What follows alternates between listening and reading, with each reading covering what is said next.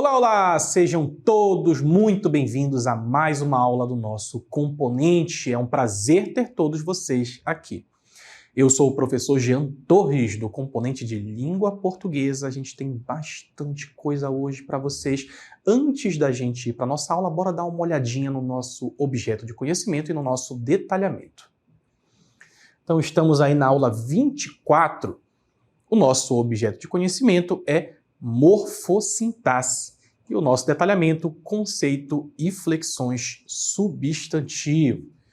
Então a gente tem bastante conceitos, nós temos exemplos, temos bastante coisa para ver na nossa aula de hoje. Então, sem mais delongas, vamos a ela.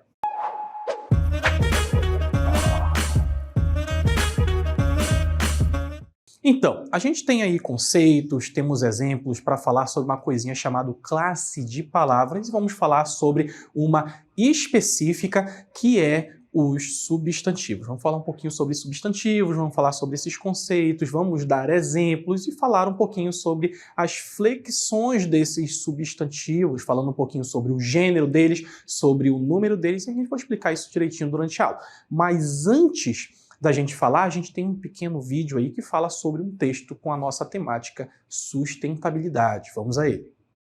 Nosso texto da aula de hoje trata sobre sustentabilidade. E como diz aí, sustentabilidade é um assunto muito importante para todos nós. Ela nos ensina como cuidar do nosso planeta, garantindo que tenhamos um futuro melhor. Muita atenção para essas palavras em negrito, que elas vão servir bastante para o nosso assunto. Para isso, precisamos prestar atenção em alguns elementos fundamentais, como as árvores, os rios, os animais e a água. As árvores são essenciais para manter o equilíbrio da natureza.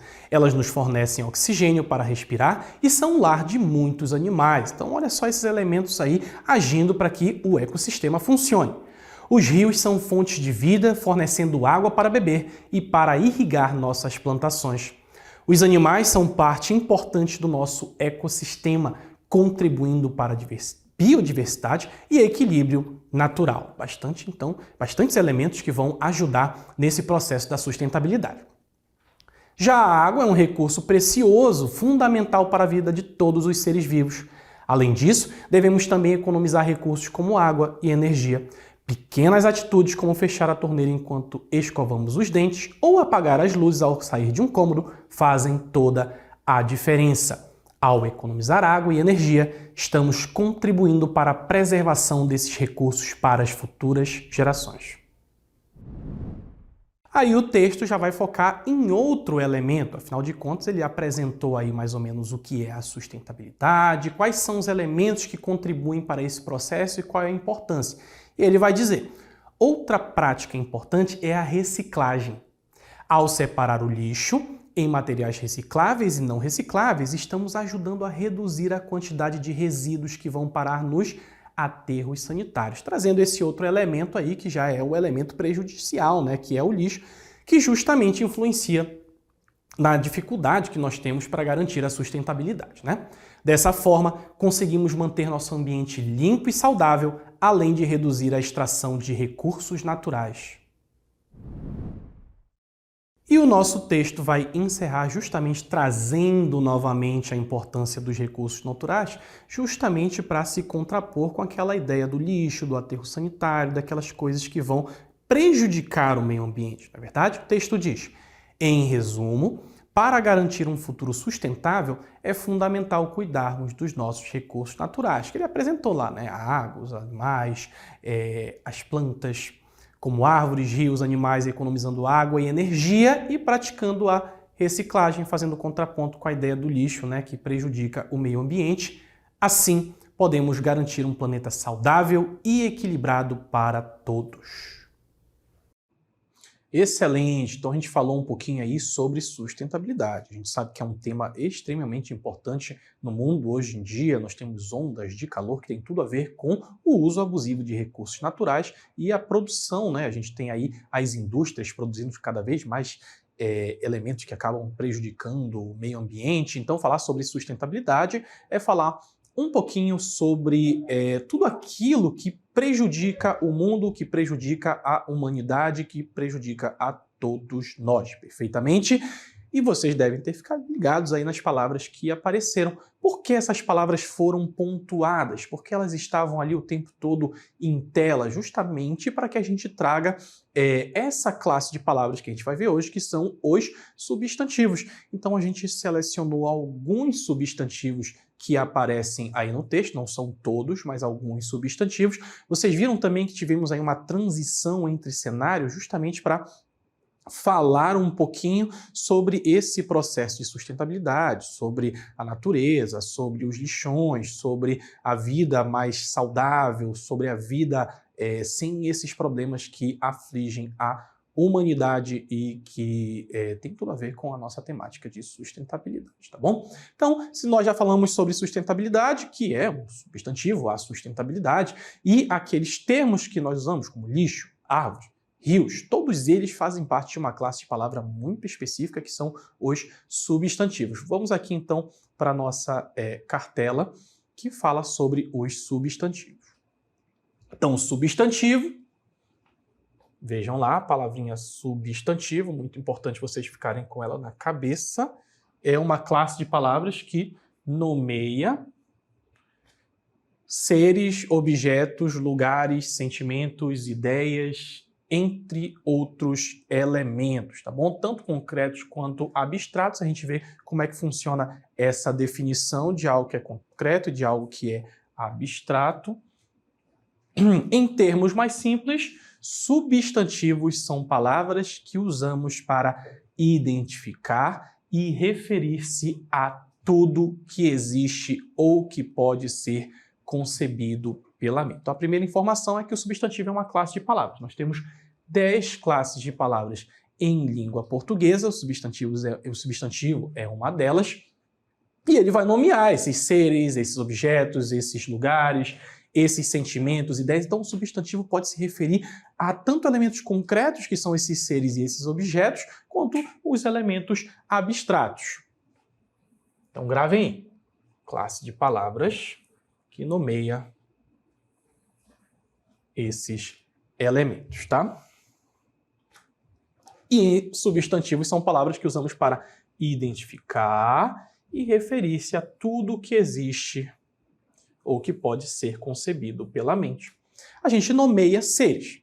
E o substantivo funciona assim. Imagine você quando a linguagem estava começando a se desenvolver, e a partir do momento que ela começa a se desenvolver, os seres humanos começam a balbuciar palavras e usar aquelas palavras para definir coisas, que podem ser animais, podem ser plantas, e aí a linguagem vai se desenvolvendo. Então, os substantivos provavelmente pode ter sido dessas primeiras classes a se desenvolver, para funcionar justamente como essa forma que os nossos humanos primitivos utilizavam para nomear esses seres, que podiam ser tanto concretos, provavelmente num primeiro momento, e depois abstratos, ou seja, para começar a dar nome a sentimentos, por exemplo, e a tudo aquilo que o ser humano foi desenvolvendo ao longo da história. Então, muito atentos aí para a nossa primeira classe de palavras, que é o substantivo, que vai nomear esses seres, esses objetos, esses lugares, esses sentimentos, e identificam a tudo que existe e que pode ser concebido pela mente.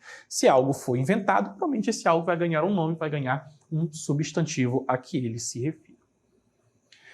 E aqui nós temos uma espécie de nuvem de palavras com vários substantivos que nós usamos no nosso texto. Então nós temos aí sustentabilidade, é um substantivo. Percebam que a sustentabilidade não é algo palpável. A gente vai ver essa diferença, não é algo que você pode tocar, mas é um substantivo também, diferentemente de planeta.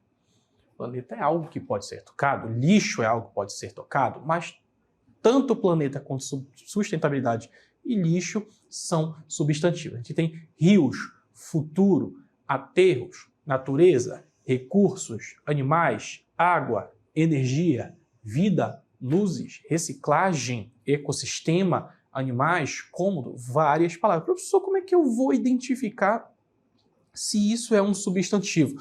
Uma das formas da gente identificar é que o substantivo pode vir acompanhado de um artigo. Então, sustentabilidade, eu posso falar a sustentabilidade. Planeta, o planeta. Lixo, o lixo. Os substantivos têm uma característica interessante, que eles geralmente são acompanhados de artigos, que é outra classe de palavras. Os artigos, eles acompanham os substantivos, eles estão o tempo todo acompanhando, às vezes eles são ocultos, mas eles geralmente acompanham os nossos substantivos. Então, muito atento para isso aí. A primeira diferenciação que nós teremos é entre os substantivos concretos e os substantivos abstratos, perfeito? Eles estão aqui definidos em cores diferentes justamente para que você consiga identificar a diferença entre os dois.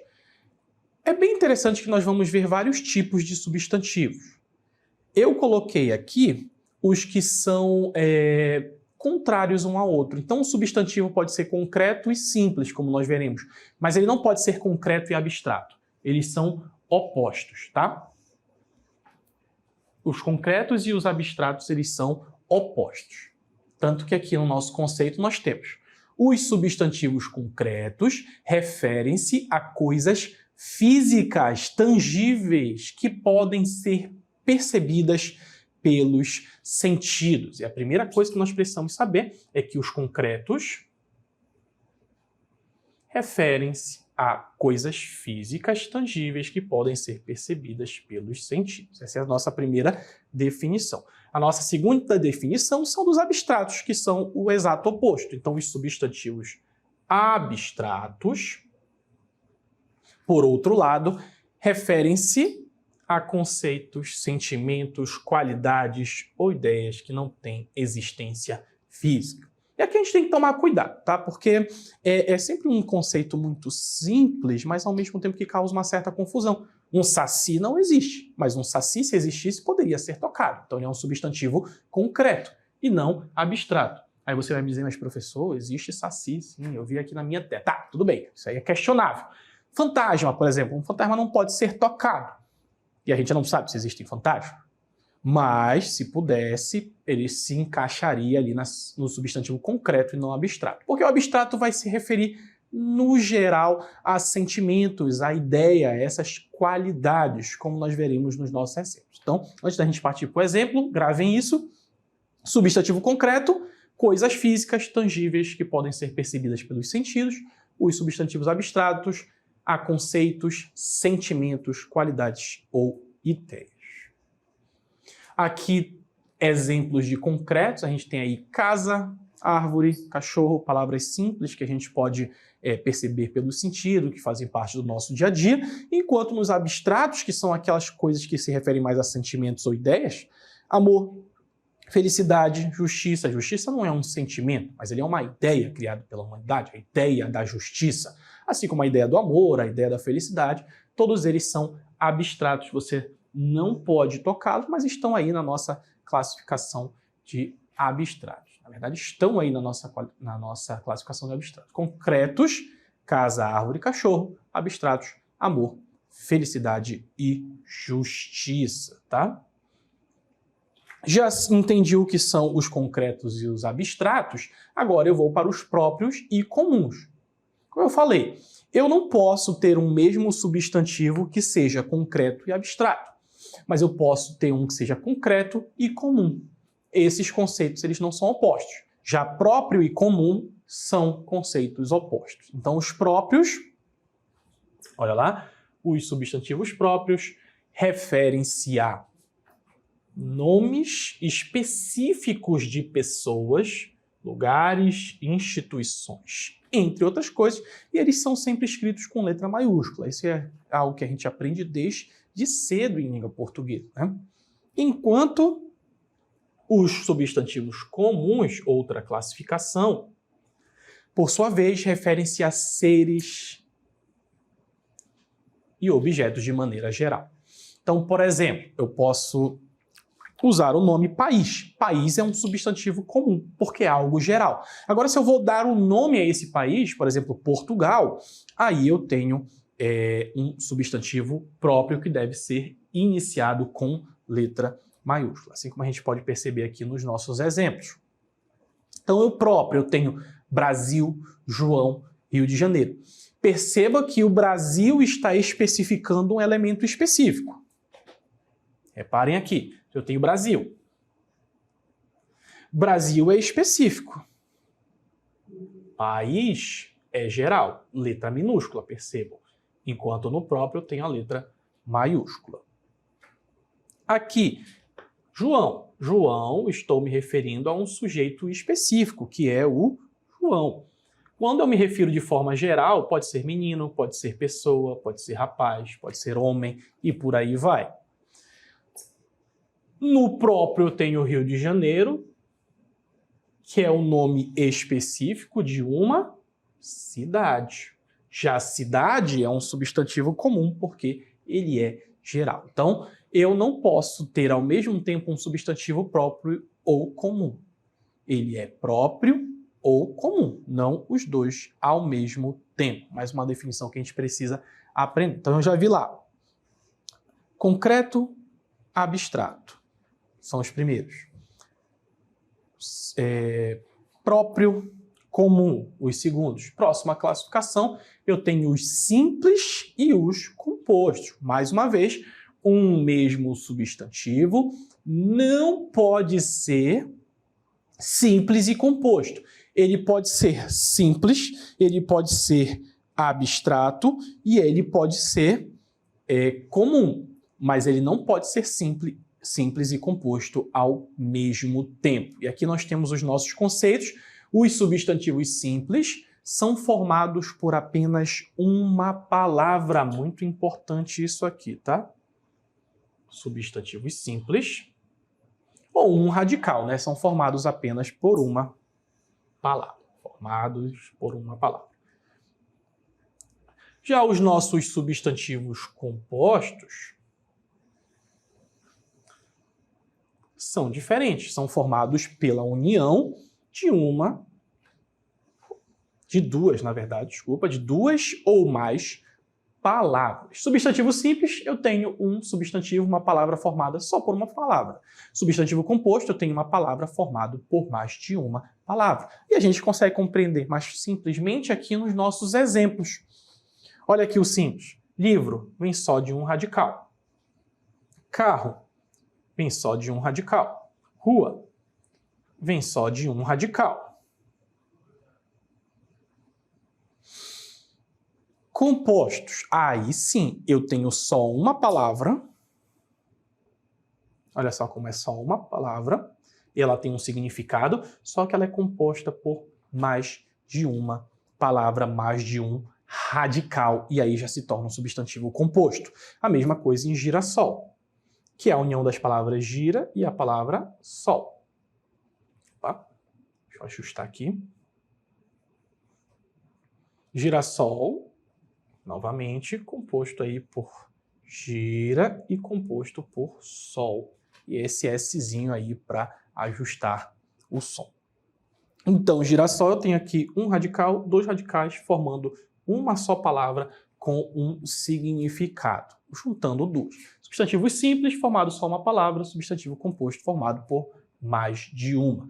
E aqui, os substantivos simples e substantivos primitivos e os derivados, que não podem atuar ao mesmo tempo. Ou ele é primitivo, ou ele é derivado. E o substantivo primitivo são aquelas palavras que não se originam de outras palavras da língua portuguesa. A gente vai ver como isso funciona, mas é como se fosse uma palavra original que pode dar origem a outras palavras. Enquanto que aqui nos substantivos derivados são formados a partir de outras palavras. Aí sim, eu formei elas a partir das nossas palavras primitivas. Por isso que elas não podem ser ao mesmo tempo as duas. E aí eu posso usar prefixos, posso usar sufixos ou outros elementos, ou mesmo, prefixos e sufixos, os afixos de forma geral, para formar a nova palavra. A gente vai ver como isso funciona aqui nos nossos exemplos. Então eu tenho amor, sol, água. Essas são as palavras originais, elas não originam de outra palavra. Mas aí os derivados, eu tenho aqui, por exemplo, amável. Por que ela é derivada? Porque existe uma palavra antes dela, que é a palavra amor. Ensolarado. Aí você vai pensar, peraí, ensolarado vem de que palavra? Aí você vai ver sol.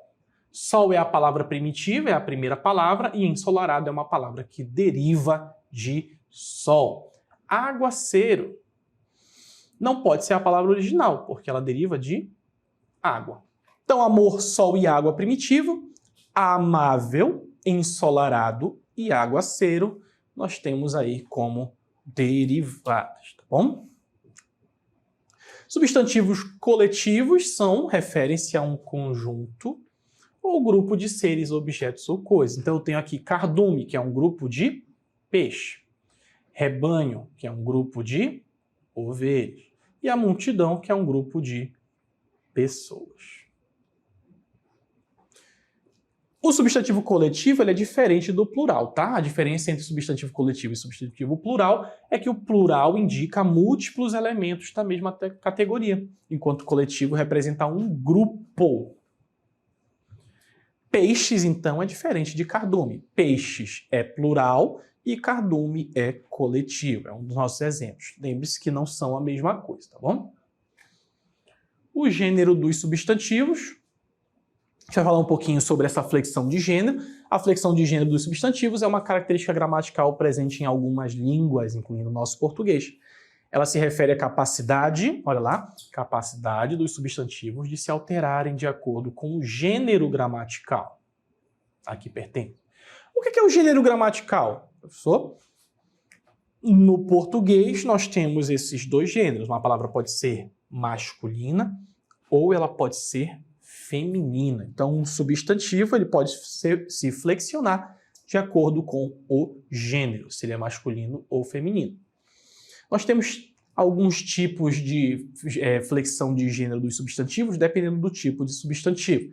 Então, o substantivo biformes. Bi significa dois. Formes, forma. Então, um substantivo que tem duas formas são substantivos que apresentam formas distintas, diferentes, para indicar o gênero masculino e feminino. E essa diferença ocorre por meio de alteração na terminação, no fim da palavra, do substantivo, por meio da adição de sufixos específicos para cada gênero. Então eu tenho lá, esses substantivos têm duas formas diferentes, uma forma para o masculino e outra para o feminino. No masculino, eu tenho as palavras terminadas em O, por exemplo. Aluno, médico, poeta. No poeta nós não temos aqui, na verdade, terminado em O, vou apagar aqui, mas a gente sabe que se refere ao masculino. No feminino, as palavras mudam. Aluna mudou, médica, e no caso de poeta, a gente tem toda essa terminação aqui mudando de poeta para poetisa, que é o feminino de poeta. Então, muito, muito atento aí para os nossos substantivos biformes. Também temos substantivos uniformes, então eles vão ter uma única forma para representar os gêneros, tanto masculino quanto feminino. Não vai ter distinção, vai se referir tanto ao masculino quanto ao feminino. Perfeito? Desculpa, a gente tinha algum exemplo aqui? Não. A gente tem aqui os epicenos, que fazem parte dos uniformes, que são os substantivos que possuem uma única forma para ambos os gêneros, só que eles só se referem a animais. Então eu tenho, por exemplo, o jacaré. A gente não tem uma palavra feminina para jacaré. Não existe jacaroa, tá bom? A onça, também onça, tanto masculino quanto feminino, a gente usa uma mesma palavra. E zebra, a zebra, não existe o zebro, ou qualquer outra palavra. Tigre não é masculino de onça, tá? São animais diferentes. Então fiquem muito atentos, porque os substantivos uniformes epicenos só servem para animais. Acho que cobra também é um substantivo epiceno, né? A gente não tem aí o cobra, a gente tem a cobra, tanto para masculino quanto feminino.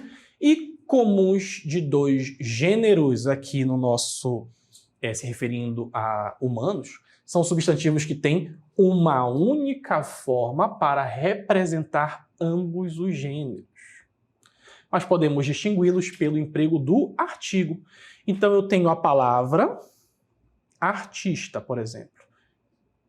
Como é que eu vou saber se é do gênero masculino ou feminino? Por conta do meu artigo. O artista e a artista. A mesma coisa, dentista, tanto para o masculino quanto feminino, o que vai diferenciar vai ser o meu artigo. O jornalista, a jornalista, mesma coisa. Jornalista eu vou usar para masculino e feminino, e o que vai me referir o gênero é isso aqui.